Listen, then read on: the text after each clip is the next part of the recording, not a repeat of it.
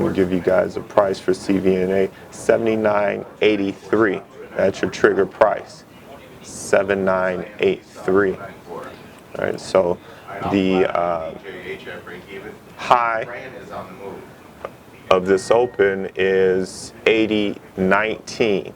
So if you didn't get filled at 79.83, you can just go to the market because the trigger price has traded, right? That's how the inside bar trade works.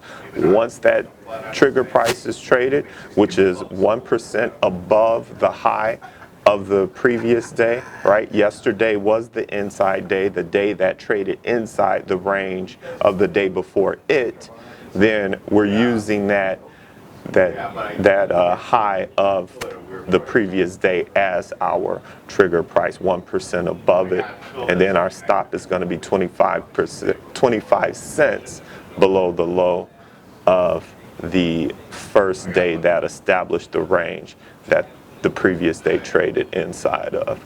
I usually, yes, I am. Yep, no problem. I am in Carvana.